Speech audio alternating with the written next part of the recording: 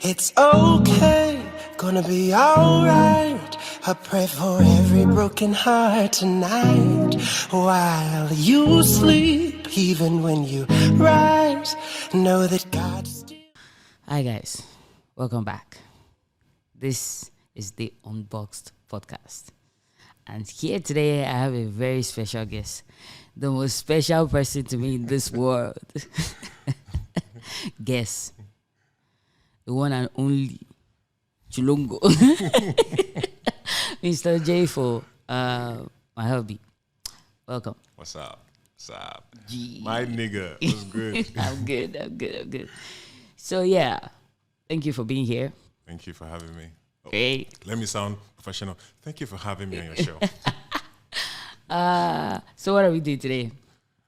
I don't know, you called me on this. I'm not really, this is not my thing, but she called me to be part of it. I don't know what we're talking about yet, but Who better for you to launch you into your podcast career than your wife? hey, my podcast career, your podcast career. You don't know yet, so maybe you start podcast on something soon. Never, not happening. You sure? Nah. All right. Great. So today we're going to be talking about marriage. Ooh. How it has been like for you. Hey, No, but we're going to be focusing majorly on, getting married and first year marriage. Oh, first year in marriage. Mm. You don't Oh, want to... that was an experience by itself, man. Ooh. 365 days. That was an experience by itself. Okay, yeah. All right, great. So where do you want to start from? The beginning, how we met, or just right into first week of marriage? I mean, I think I'll start from how we met. I'll just give like a rough summary of how we met and dive into the first year of marriage. So, Mind you, our stories are different. of course. The way a man sees things is definitely, different Absolutely. from how a woman sees. So, I've always been a shy person, believe it or not. I've always been a shy person. I always found it hard to talk to ladies. Even if I liked them, I just either I let it go or, I find someone to, start up the conversation. So, but for her, I saw her in church and I liked how energetic, she was. I saw her in Festival of Life. I was like, who is this babe that, that is just, gingering like Terry G? And I found it, attractive. She was a tomboy. She is a tomboy. It's just me that just calmed it down. She was a tomboy. She was very active. She had so much energy, and I loved it so much. So, of course, me now, I didn't say anything. So I think after the event, she saw me in church one day. I didn't know until also was eyeing me. Just that fine boy. You didn't know me. I was just doing my thing. So she approached me in church and so like, hi, how you doing? She's the youth leader, blah, blah, blah. She'd like me to join the youth, group and everything. I was like, yeah, sure, why not? I went to one, I was like, that fine girl spoke to me. Come on, So yeah, to cut the long story short, we became friends, started to talk, and at some point I asked her out. She was like, yeah, I'm just going to, cut it short. Then she came to me and said, she heard from God, and she gave me a passage. I can't remember the passage now, but she gave me a passage. And I'm like, okay, I actually like you too. I would, so boom, boom, boom. Yeah, we got married. Now, first year of marriage. I mean, I've always heard people say first year of marriage is always the hardest, right? Ours was hardest times 1 billion. Because I didn't have a job then. And you didn't have a job also. We both were not working going into that marriage. Yeah, and it was just hard. See, as men, the way society has built us is that, we have to, like you're a man, you should be the, sole provider. If you are not providing, you are nothing. If you are not providing, there's no difference between you and a woman. You understand? So I felt that, discomfort. It was really, really hard. And of course, I kind of put that pressure on you. I mean, there was no other person to put it on. There was no other person. So, I put it on you. It was just really hard. Then, of course, expectations. Absolutely. But before you enter the conversation of expectations, I need to cover my own side of the story. Oh, yeah, no. Oh, yeah, Ngwanu. Yeah, because you're like, oh, fine girl, it came to speak to you. Actually, yes, I did speak to you first. I most likely did notice you. If I was white, like Oibo, or he'll be pink. I did notice you. You were quite tall. It was almost impossible not to see you. Although I learned later you'd been coming to the church previously, but I never noticed you. So I guess that day God decided to open my eyes. Come on. To see you. Hashtag God. It wasn't only you I saw that day. Wow. But you were the one that stood just out. went from 100 to... But yeah, you did leave some kind of impression because you were very put together, wearing the white native at one of those days when I asked for your number to join the youth WhatsApp group. But do you remember what you did when you joined the WhatsApp group? You don't remember? Right, no, I remember. So, I'm very, very reserved. I'm very, very reserved. And I've been in churches. I've always been a church boy all my life to see hypocrisy. Got you. To see. So people pretending. Yeah. So I smell it once I see it. You understand? So what was happening in that group then, I was like, here we go again. So tell them what happened. So this man joins this WhatsApp group and... No, you invited me to join now. Yeah, I invited you, then you joined. And we're having a conversation with our youth that day. The guys were complaining about how the girls, rush out of church, and a lot of times they are, intimidated to speak to the ladies. Sometimes they don't even know if the ladies are in a serious relationship, committed or not. So the conversation went on, and we're talking about going out for movies as a group to see, okay, maybe, we'll be able to find out who and who maybe like each other. They can speak for the first time. Because church environment is everything is holy and everything is holy. Every conversation is where my brother, when we're not actually brothers or sisters. I know for some time I used to call you Brother Tim. And you hate. Man, I am not your brother, bro. No. There you go. So in one of the conversations, I think it was Saturday morning. It was I think it was a Saturday morning, and the group was buzzing, and I think when the guys were talking about how they don't know which sister is in a relationship and not in a relationship, you just came out there and called me out. Sister Tobi, by the way, are you in a relationship? In the group. I did not say, by the way. Of course, I couldn't see you, but that's how I felt. Like, you had my personal number. You could have asked me that question in private. Right. Since everybody was, all Twitter finger, trigger finger, typing, I was like, okay, let me just put it out there. And then you told me that you were helping the brothers.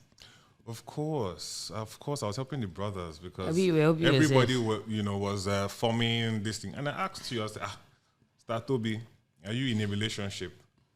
And she now messaged me privately and said, you could have asked me. I was like, I'm helping the brothers. So. Then she now said, no. I just left the group. As in, I was forced to actually respond on the group. And then this guy just leaves the group. And I'm like, mission accomplished. What's really going on here? Ching, ching. But then I think we continued to have conversations after then. So we went for a movie. And I remember he actually challenged me going for that movie. He told me, I was going to pay for the movie. I was like, you don't remember? Iwi. Yes, I paid for the movie. I told you that. Mm-hmm. Come on. Oh my God. Yeah, I think you had never been with women that own their own before. Oh, come. Kilo D. Oh, well, you don't need to show yourself, no. No, No, but- no. Guy, No. I paid for the movie. Yes, But- you paid. Yeah. Yeah, but it That was a doesn't mean- challenge. that doesn't mean I haven't been with women that own their own. Like, Okay, got you. But then you were a gentleman. You bought the popcorn and stuff, and I mean, so the idea is, let me defend myself. I challenged you to pay. Was it? I think we played a game. Whoever chooses would. I can't remember, Sha. yeah, Continue. I saw it as a challenge. But anyway, the movie went well. I can't remember what we watched, and I just remember we had a conversation for almost 3 hours after that movie. At the movie, Oh, theater. We yeah. talked. So that right there was a very important conversation that should be had. Is that correct? Should be had, or should? That's a very important conversation that should happen when two people intend to date, because we spoke about everything. By that time, we didn't even know we were going to date. It was just a friendly outing. Yeah. So why we had that conversation was because we liked each other. Yeah, And I'm sure kind of, somewhere within us were like, I might date this person. if he asks. So probably, Exactly. yeah. And there's something you saw in me that made you open up, because you told me about, your son.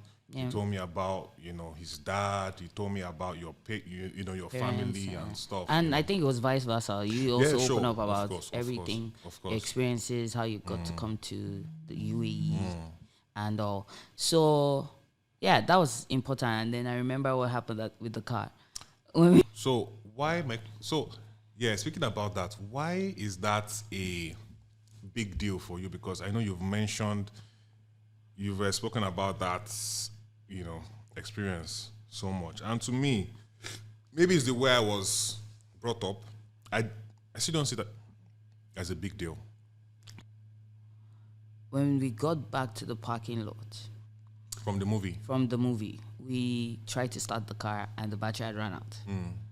Either I left the lights on. I don't remember what happened, but the battery had Of run out. course, now you'll be fine when your head on scatter. Ah.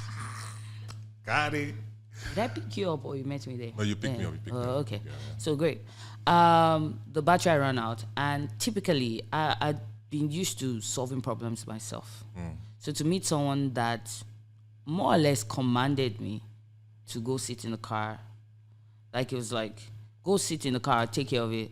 And I was like, Oh, man, the way you portray me like I am. no, not, trust me, I didn't find it offensive. I didn't command you either. That's how I saw it. And I'm not one to tell what to do. Like, if you tell me go sit, I'll ask you why. And I'm used to solving problems myself. I was super independent at that time. And then here comes this knight and shining armor to come and save the day. I think it was a game changer for me that I'd met someone that knew what to do and how to treat a woman. And that kind of like humbled me. I legit sat down and I was just, you took care of everything. So that was a defining moment for me that, okay, this guy knows what he's supposed to do. He has that protective. Like, I mean, for me, nature. the defining moment for me, see, like I said, I've been a church boy, Yep. but I didn't really, I was going to church all this time because it was my escape. I was in a dance group in church, like I had my clique in church, but I wasn't really close to God. I wasn't close to God. Like, I didn't even, I could pray, I could do all these things, but the defining moment for me was your personality. I saw how much you loved God. I saw how much you went all out. And I know a few times we had conversations about with me about me being closer to God, and you helped me. I was like, okay, this is something I really really I remember needed. the first time I told you that I hear from God, you were like, Right. I think you're the first, not really the first person, but the first person I know that hears from. I'm like, wow. So, is it? audible. Do you know his voice? Does he show up in the middle of the night or? You just brought in a new, different perspective of working with God. Of course, your lifestyle played a huge impact in it. Your wisdom, that's one thing that still blows my mind to today. You're one of the most. You're making me blush. You're one of the most intelligent women I know.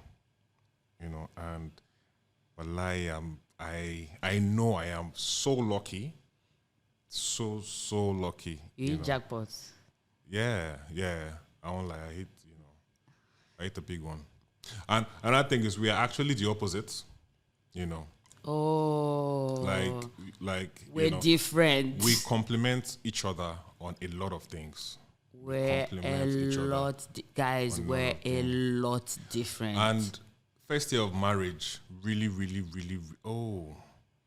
I will get to the first year of marriage. Just chill. We'll get to that conversation. So we meet. We go out on this pretend date, hangout, movie, and then you decide that, I like this girl, I want to date her. And then I remember it was a conversation on our way back from the movie in the car. So mind you, I can't remember a lot of things that happened back then. Don't worry.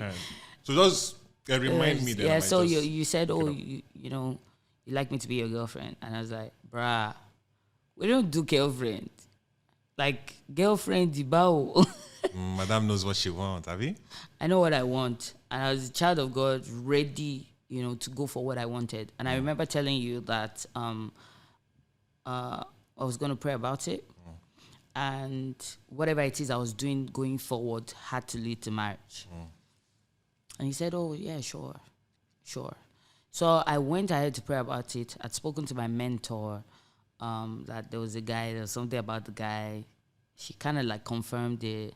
And then she told me to pray about it. Prayed about it, got my confirmation. Then, so then I knew what God has said concerning you. I'm not going to share the scripture here. You should tell me later. You know the scripture. Continue. Yeah. So that happens, and then you get to meet my mentors. Who I was staying with at that time. Those people, man. Right off the bat. Those people, man. The best guys. Oh my God. They're the best guys. God bless them. Absolutely. If you know us and you don't know Sister Shade and Dickon. That's his nickname, Dickon. You don't know us. If you don't know them, you don't know us very well. They influenced our lives very largely. So right off the bat, you started coming to the house for breakfast. Yeah. And it seemed like before we knew it, we were cutting because we met sometime September, October. By December, January, we had a barbecue in December, and then Dickon sit you down. Do you remember that conversation? Yeah. I remember. What was the first thing Dickon said to you? I think he said, what was my plan? Or something. And the truth is, I don't think I was actually ready. Sincerely, I don't think I was ready because there were a lot of things that, matter to me. Again, culture, society. Before you get married, you have a car, build a house. Not build a house, but you should have a reasonable amount, in your account. And I didn't really have much. Then. So the drive. I'm a very careful person. I'm very careful. So the drive that, pushed me to go ahead with this thing, I don't know because if I had sat down on my own, lie, like I wouldn't have gotten married then. Well, also, Tikin also helped. Yeah. He helped with the, he guided me a lot. He really, really helped. Yeah. Yeah. And I remember in the course of you figuring it out, I think one day you just woke up and you're like, oh, I'm not ready for marriage. And then it's a very, very, marriage is very, very scary. It's a very scary thing because, this is something you do for the rest of your life. One person. So whatever decision you make is going to make you or break you. And this is forever. It's just like you going to hell. That fire in hell is going to burn forever and ever. It will not stop. So, that is like marriage. Give your life to Christ. Be a good Christian so you go to heaven and enjoy. Yeah. So you have those choices. So, I actually saw marriage, like that. And like I said again,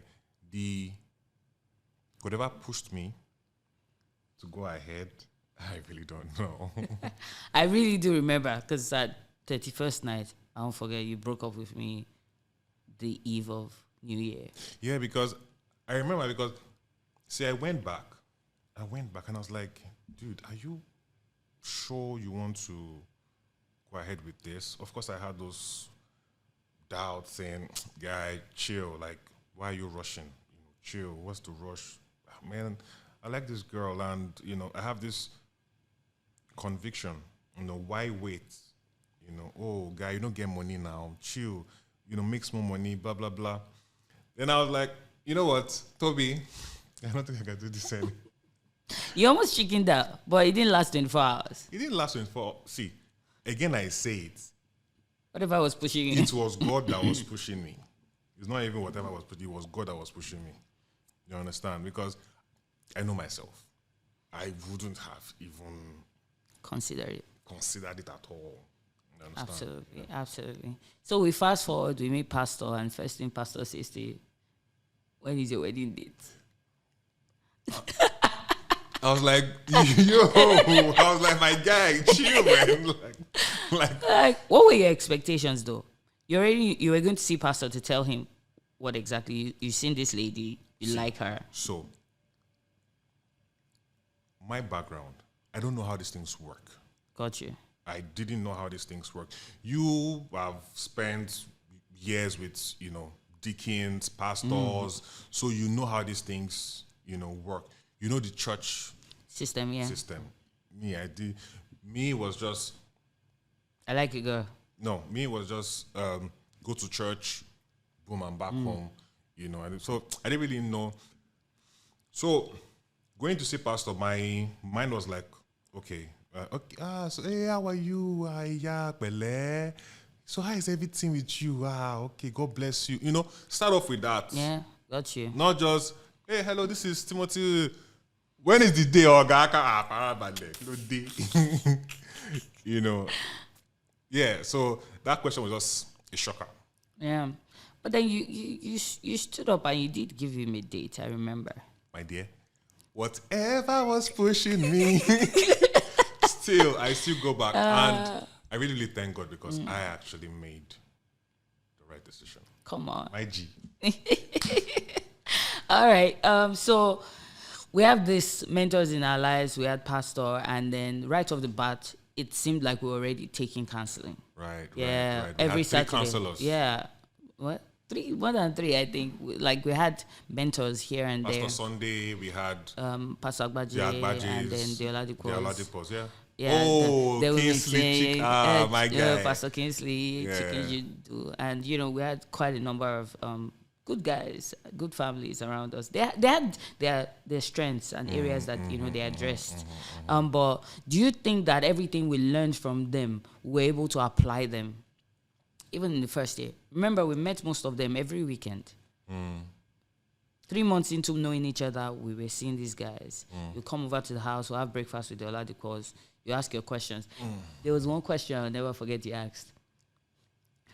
On the who do you prioritize between your wife and your mom?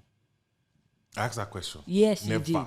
You did. Lie. Oh, bro, you did. And I remember you saying that, you and your mom, you've been through so much. Yes, you did ask that question. Wow.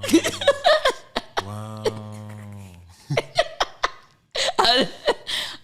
I was just laughing that day. But then I guess one of the things that I liked about you was the fact that you were open to learning. Yeah, I didn't know how these things like. You were absolutely open to I learning. didn't know how these things work then. You were open to learning, and you had your sessions with Sister Shadi asking her questions. Wow. God bless that woman. Man. Oh, that woman. God That's bless your her. G, yeah. God bless that woman, man. Absolutely. She was a great support to us. She understood you better than most people, even me. She knew how to communicate with you and all that.